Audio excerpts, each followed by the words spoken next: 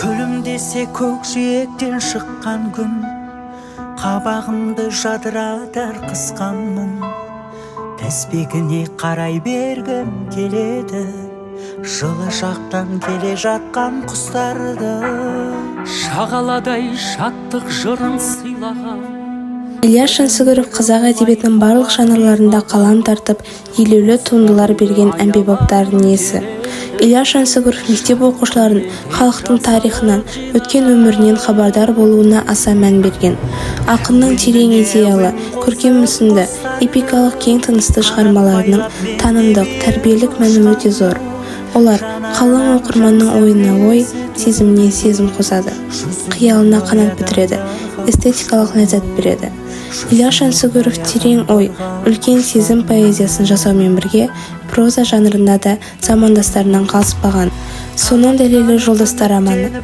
Бұл роман 1917 жылғы революцияға дейінгі қазақ халқының өмірі мен тұрмыс тіршілігі мен халықтың салт дәстүрі мен қазақ қоғамының этнографиялық тұрмысынан мол мәлімет беретін, сол кездегі қазақ тұрмысының тарихи ортасынан қайнап шыққан білгір, көреген жазушының көркем шығармасы болып табылады. Қамтыған кезеңі тарихи тұрғыдан да аса маңызды, оқиғаның болған уақытынан ақ шығармада көтерілген мәселелердің маңыздылығын, қомақтылығын байқауға болады. Жалпы роман 4 тараудан тұрады: бастау, ағын, толқын және де тасқын. Әр тарау шағын тақырыпшаларға бөлінген. Әрбір шағын бөлігі жинақы және де тиянақты. Автор өз мақсатын романның әр тарауында біртіндеп көрсетіп, кейіпке келтіріп, нақтылы жүйеге түсірген. Романның негізгі кейіпкерлері Сатан мен Мәмбет және Мардан образдары толық сомдалып шыққан.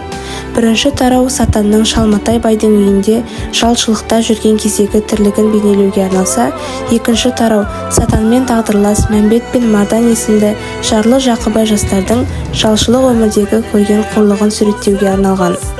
Қаламгер қаһармандары уақытпен бірге өзгере бастайды.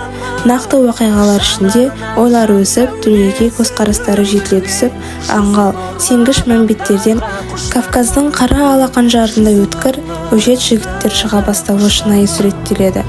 Омбы қаласындағы алғашқы қазақ жұмысшыларының тұрмыс тіршілігі, 1916 жылғы маусым жарлығы, бірінші империалистік соғыстағы қазақтар өмірі мен 1917 жылғы ақпан төңкерісінің ықпалымен елге оралғандардың қазан төңкерісіне белсене қатысуымен романның бірінші кітабы аяқталады.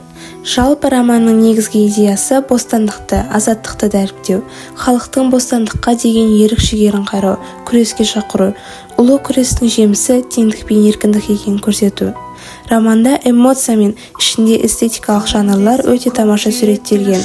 Барлығыңызды осы Ілияс Жансүгіровтың «Жолдастар» романын, ата-бабамыз аңсаған тәуелсіз еліміздің өткені мен бүгінін ұштастырған осы кітапты оқуға кеңес беремін. Бірге тарихқа үңіліп, білімімізді шыңдайық, бірлесіп қызықтар әлеміне енейік. Әуеніне әуен қосып құстардың